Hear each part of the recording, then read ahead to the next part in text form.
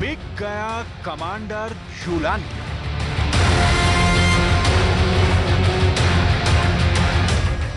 कल तक सीरिया में अमेरिका का 1, 2, 5, 10 या 50 लाख नहीं बल्कि $1 करोड़ का इनामी रहा। कल तक जिस शख्स की तलाश में अमेरिका की सभी एजेंसियां एक्टिव थीं, कल तक जो शख्स हर हाल में अमेरिका को जिंदा या मुर्दा चाहिए था, अमेरिका ने जिसे देखते ही शूट एट साइट का ऑर्डर पास कर दिया था, आज सीरिया का वो कमांडर जुलानी अमेरिका के लिए इनामी नहीं रहा। अमेरिका ने जुलानी को माफ कर दिया है, यानी रातों रात सिर्फ 12 घंटे में सीरिया में बड़ा खेला हो गया है। अमेरिका की ये वो चाल है जिससे उसने सांप भी मार दिया और उसकी लाठी भी सही सलामत है।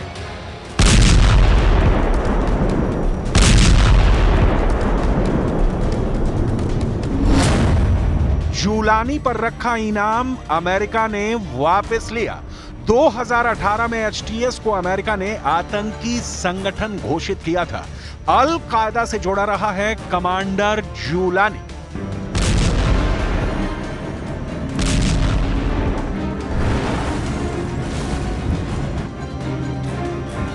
अमेरिका के ईस्टर्न अफेयर्स मामलों के लिए सहायक विदेश मंत्री बारबरा लीफ ने शुक्रवार को इस खबर का औपचारिक ऐलान किया, जब वो और दूसरे अमेरिकी अधिकारी सीरिया की राजधानी दमिश्क में नए सीरियाई प्रशासन के साथ बातचीत करने के लिए गए थे।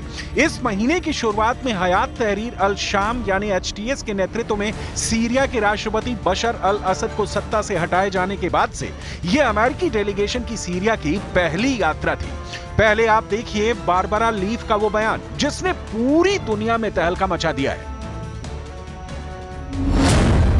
अमेरिका ने शुक्रवार की चर्चाओं के दौरान सकारात्मक संदेश देते हुए जुलानी के ऊपर लगाए गए $1 करोड़ के इनाम को हटाने का फैसला किया है। जुलानी और उनके संगठन से यह वादा लिया गया है कि ये अमेरिका के लिए कोई खतरा पैदा नहीं करेंगे। हम सीरियाई नेतृत्व वाली राजनीतिक प्रक्रिया का पूर्ण समर्थन करते हैं, जिसके परिणाम स्वरूप एक समावेशी और प्रतिनिधि सरकार बनेगी, जो महिलाओं सहित सभी सीरियाई लोगों और सीरिया के विविध जातीय और धार्मिक समुदायों के अधिकार का सम्मान करती है।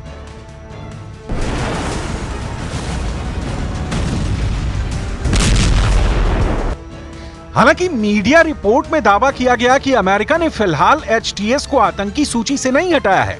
बारबरा लीफ की सीरिया की यह विजिट सीरिया के पूर्व विशेष दूत डैनियल रोबिनस्टीन और बंधक मामलों के लिए अमेरिकी सरकार के मुख्य दूत रोजर कास्ट्रेंस के साथ ऐसे वक्त में हुई है जब पश्चिम देश इस बात पर विचार कर रहे थे कि एचटीएस को आतंकवादी लिस्ट से हटाया जाए या नहीं। तभी अमेरिका ने कमांडर जुलानी के ऊपर से इनाम हटाने का ऐलान कर दिया। अल जजीरा ने अपनी रिपोर्ट में कहा है कि अमेरिकी सरकार का मानना है कि कमांडर जुलानी की गिरफ्तारी के लिए इनाम हटाने से यह होगा कि सीरिया में अब वही होगा जो अमेरिका और उसके पार्टनर चाहेंगे। अमेरिका की सीरिया में दखलंदाजी बढ़ जाएगी। अमेरिका की यह टीम सिर्फ जुलानी के सिर से इनाम हटाने का ऐलान ही नहीं करने गई है, बल्कि उनका एक और मकसद भी है। पत्रकार ऑस्टिन टाइस जो 2012 में गायब हुए थे, उनके बारे में पता लगाना भी अमेरिका के लिए एक अहम मुद्दा है। मीडिया रिपोर्ट्स के मुताबिक जुलानी के सिर से इनाम हटाने का ऐलान होते ही एचटीएस ने ऐलान किया कि हम ऑस्टिन टाइस का पता लगाने के लिए हर संभव प्रयास करेंगे ताकि उन्हें संयुक्त राज्य अमेरिका में उनके परिवार के पास वापस भेजा जा सके। मिडिल ईस्ट से आई इस रिपोर्ट के मुताबिक अमेरिकी विदेश मंत्री एंटनी ब्लिंकन ने लेटेस्ट अपडेट में यह बताया है कि सीरिया में अमेरिका दबदबा बढ़ाने जा रहा है। ब्लिंकन ने इस बात की पुष्टि की है कि अमेरिका ने सीरिया में सैनिकों की तैनाती दोगुनी कर दी है। यह सैन्य तैनाती बशर अल असद के तख्ता पलट के वक्त से बढ़ाई जा रही थी। हालांकि पेंटागन ने इसकी डिटेल अब जारी की है, जिसके मुताबिक अमेरिका ने पूर्वोत्तर सीरिया में अपने सैनिकों की संख्या दोगुनी से ज्यादा कर दी है। पहले सीरिया में अमेरिका की सैनिकों की संख्या 900 थी, जिसे बढ़ाकर 2000 कर दिया गया है। खाड़ी देशों में मौजूद अमेरिकी सैन्य अड्डों से सीरिया पर 24 घंटे निगरानी भी रखी जा रही है। Obviously, given the current situation in Syria, just very recently, I was made aware of the fact that, hey, maybe there's more forces than just a small number, or what would normally be considered, around the 900 range. So we asked to look into it. Got those numbers today. significantly higher than 900. America को तुर्की के राष्ट्रपति Erdogan पर शायद रत्ती भर भरोसा नहीं रह गया है। सुपर पावर बार बार तुर्की के मंसूबे पर शक जता रहा है। नए चुने गए प्रेसिडेंट ट्रंप के बाद अमेरिका के विदेश मंत्रालय ने भी एर्दोआन की सीरिया पॉलिसी को पूरे खाड़ी देशों के लिए खतरनाक माना है। It's a very challenging issue. There are long-standing tensions between Turkey and these groups, and so it is not an easy path forward, but it is certainly one that we're pursuing. Syria में America अपनी पकड़ मजबूत करने की सभी कोशिशें शुरू कर चुका है। अल कायदा और ISIS जैसे आतंकी संगठनों के खात्मे के लिए सुपर पावर ने कमांडर जुलानी को अपने खेमे में लाने का जोखिम भी मोल लिया है। कमांडर जुलानी की लीडरशिप में बनने वाली नई सरकार से अमेरिका ने बातचीत का मूड बना लिया है। अमेरिका ने सीरिया में अपना डेलीगेशन भेजा है। अमेरिकी राजनयिकों का पहला ग्रुप दमिश्क में है, जो देश के नए नेताओं के साथ बातचीत करेगा और अमेरिकी पत्रकार ऑस्टिन टाइस के ठिकानों का पता लगाएगा। अमेरिका ने बताया है कि विदेश मंत्रालय की सहायक सचिव बारबरा लीव और सीरिया में विशेष राजदूत रहे डेनियल रेबेस्टेन अंतरिम नेताओं से बातचीत कर रहे हैं। अमेरिका कुछ शर्तें पूरी करने पर कमांडर जुलानी की नई सरकार को मान्यता देने के सिग्नल दिए हैं। अमेरिका की शर्तों में गैर सांप्रदायिक नेतृत्व का गठन, अल्पसंख्यकों, महिलाओं का सम्मान और रासायनिक हथियारों का खात्मा शामिल है। अमेरिका की टेंशन ये है कि सीरिया में उसके दुश्मन फायदा उठाएं, उससे पहले सुपर पावर सारे मोहरे बिछा ले। अमेरिका को तुर्की के राष्ट्रपति एर्दोआन और ईरान के सुप्रीम लीडर अली खामेनेई की सीरिया में दिलचस्पी ने अलर्ट कर दिया है। मिस्र भी सीरिया में इजरायल के खिलाफ बयानबाजी कर अमेरिका को परेशान कर रहा है। मिस्र के राष्ट्रपति अब्दुल्ला फतेह ने इजरायल के हमलों और कब्जे का खुलकर विरोध शुरू कर दिया है। انتهاكا صارخا لسيادتها على خلفية استيلاء إسرائيل على المزيد من الأراضي السورية مؤخرا وشن اعتداءات على الأراضي السورية وإعلانها من طرف واحد عن إلغاء اتفاق فض الاشتباك لعام 1974. وتدين مصر بأشد العبارات تلك الممارسات وتؤكد دعمها التام لوحدة واستقرار سوريا وسيادتها وسلامة أراضيها. सीरिया वर्ल्ड वॉर का एपी सेंटर बनता जा रहा है। एर्दोआन ने कुर्द लड़ाकों का खतरा बताकर पहले ही सीरिया में सैन्य तैनाती कर ली है। तुर्की समर्थित सीरियाई लड़ाकों और हयात तहरीर अल शाम ग्रुप ने कुर्द इलाके पर कब्जा करना भी शुरू कर दिया है। सेना में भर्ती होंगे एक कैदी। अमेरिका की टेंशन सीरिया की जेलों से रिहा हुए वो खूंखार लड़ाके भी हैं जिन्हें बशर ने लंबे वक्त तक कैदी बनाकर रखा था। कमांडर जुलानी ने बड़े स्तर पर जेलों में बंद फाइटर्स को आजाद कर खत्म हो चुके कई टेरर ग्रुप में जान फूंक दी है। वहीं मीडिया रिपोर्ट्स ये भी कहती हैं कि जुलानी ने लड़ाकों को सेना में भर्ती करने का ऐलान कर दिया है। इसमें वो लड़ाके भी शामिल होंगे जिन्होंने बशर अल असद की सत्ता को सीरिया से उखाड़ फेंकने में कमांडर जुलानी की मदद की है। असद रूस में है और रूस के राष्ट्रपति व्लादिमीर पुतिन की भी नजर सीरिया पर है। वो सीरिया में हो रही हर हलचल पर बारीकी से नजर बनाए हुए हैं।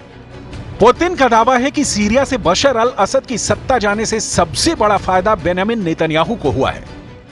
Все-таки главный бенефициар происходящих событий в Сирии, главным бенефициаром является, на мой взгляд, Израиль. И можно как угодно относиться к тому, что делает Израиль. Россия осуждает захват любых сирийских территорий, это очевидно. Наша позиция здесь не подлежит никакой корректировке. मैदान सीरिया का है, जमीन सीरिया की है और उसमें उलझे हुए हैं इजराइल, तुर्की, अमेरिका और ईरान। ईरान के सर्वोच्च नेता अली खामेनेई के जनरल हुसैन सलामी ने कहा है कि इजराइल को सीरिया में दफन कर देंगे। زندگی می‌کردند چون ما به دنبال عزتشان بودیم. ما نرفته بودیم تا بخشی از خاک سوریه را منضم به خاک خودمان کنیم. نرفته بودیم تا آنجا را میدان جستجوی منافع بلند پروازانه و زیاده خواهانه خود قرار دهیم. इस वक्त सीरिया के आसमान में इजरायल की एयरफोर्स बहुत एक्टिव है। इजरायल के F-15 फाइटर जेट लगातार उड़ान भर रहे हैं और इनको ऐसे ऐसे बमों से लैस किया गया है। जिनसे ऐसे धमाके हो रहे हैं कि सीरिया की सेना को मिट्टी में मिलाने वाले इजरायली अटैक ने तेहरान तक दहशत फैला दी है।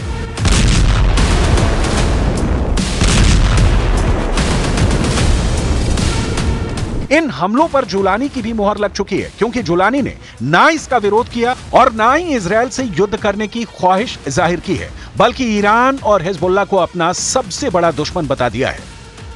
تخوفات عندهم ان شاء الله، البلد رح تنبني، خوف كان من وجود النظام اليوم زاد الحمد لله، بالعكس البلد رايحه للاعمار ان شاء الله، ورايحه للاستقرار الطويل، تعبت سوريا من الحرب، فهي مو جاهزه ابدا لتدخل في الحروب ولا ناويه تدخل في حروب اطلاقا، على العكس مصدر القلق كان فيها هو تواجد الميليشيات الايرانيه وميليشيات حزب الله، ووجود النظام نفسه اللي قام بالمجازفه اللي شايفينها انتم اليوم. इजरायल के इन धमाकों के साथ सीरिया में जुलानी का ऐसा तूफान आया कि उस तूफान में ना सिर्फ बशर अल असद की सरकार उड़ी, बल्कि असद की मदद करने वाले पुतिन और खामनेई का मजबूत खूंटा भी उखड़ गया। जुलानी ने सीरिया में ऐसा जाल फैलाया कि इस जाल में फंसे रूस और ईरान की सेना को सीरिया से भागना पड़ा। जुलानी का जाल बुनने वाले तुर्की और इजरायल इस वक्त बहुत खुश हैं। जुलानी का जाल इतना मजबूत बताया जा रहा है जिसकी जद में अब कई और अरब देश भी आ सकते हैं। डर है कि इसमें जॉर्डन के राजा किंग अब्दुल्ला भी फंस जाएं और जुलानी का अगला टारगेट जॉर्डन बन सकता है। खौफ सऊदी अरब में भी बढ़ चुका है। यही वजह है कि सीरिया में तख्ता पलट से पहले सऊदी अरब के क्राउन प्रिंस ने बशर अल असद की तरफदारी में कई बातें भी कही थी।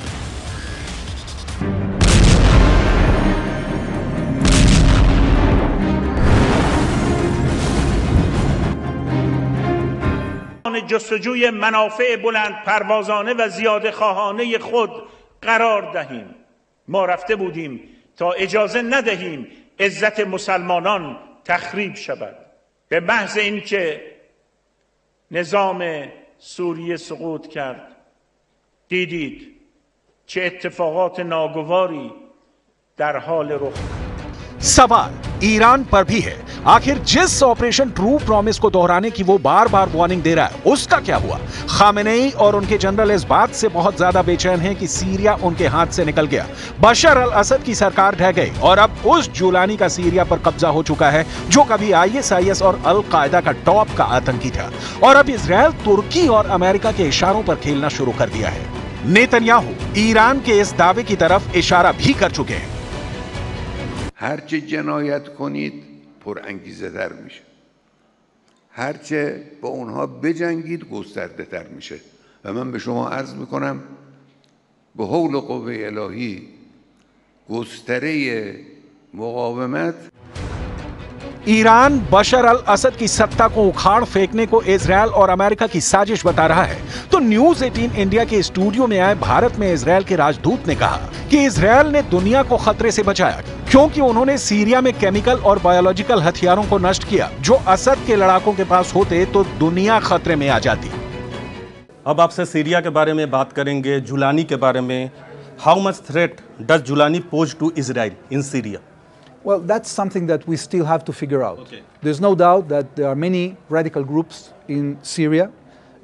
Syria for many years has been very dangerous towards Israel because it has been accumulating weapons of mass destruction, including chemicals.